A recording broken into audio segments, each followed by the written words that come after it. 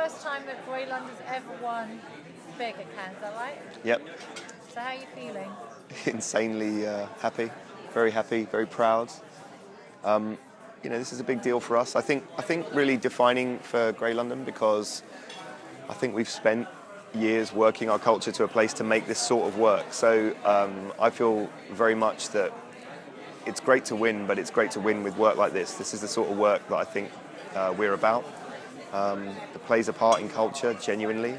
And I think it's hopefully the start of a journey where people in the real world are happy that we exist as a company, and I think that would be a lovely place to be.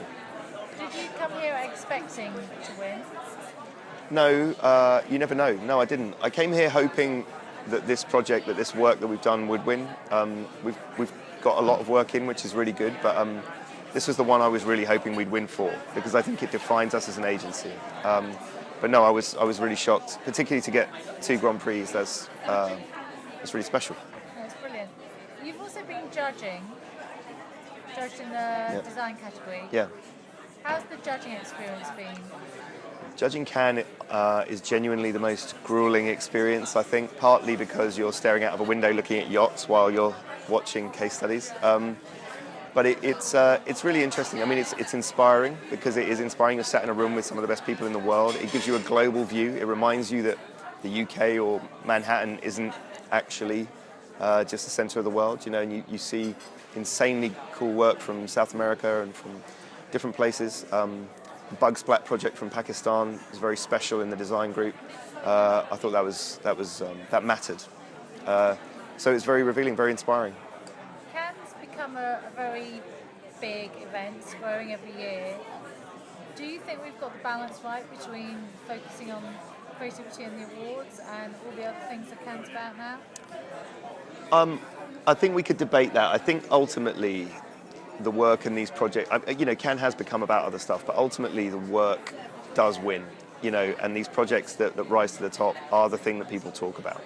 So do I think that a lot of hours in Cannes are spent with people, entertaining and doing other stuff, and is it really about the work the whole time? Probably not, but I do think the work wins in the end. I think that's the subject that comes up every night. It's the subject that comes up at the end of the week, and I think that as long as that continues to be the case, it's okay. There's been some comment about the number of charity ads that are making the shortlists and picking up awards. Is that a problem? Are we seeing enough big brands winning here? People want to award things that matter in the world, and ads for cheese matter less than saving lives. So that's why people are drawn to charity work. My personal take on it is that the work that is in those categories has to have actually impacted on culture. It has to have been shared, actually worked, changed behaviour. But I also think that what we're doing is trying to find a way for our big brand partners that we work with to also matter.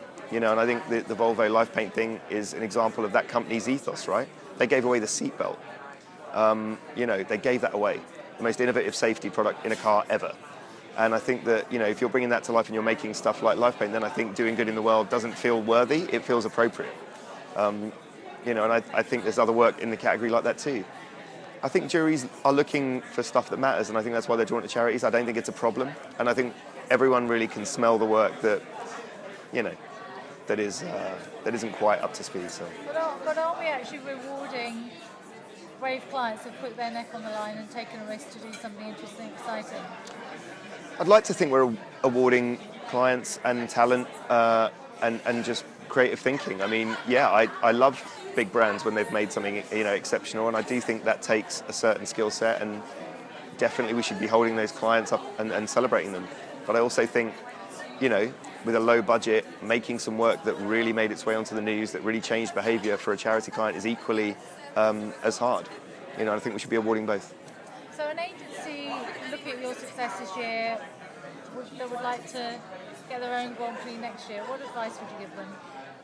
Know what you're about. The one defining principle at Grey London is that we want to matter in the world. We want to make things that matter in the world. We don't want to add to the bilge pipe of ads that people don't care about. I think you have to have a really clear principle on the sort of work you're going to make and just ruthlessly chase it. I also think that energy is the game. You know, Live Paint took us 1.5 years to make happen. And I think you have to have people that want it more than the others. And Grey London has that right now.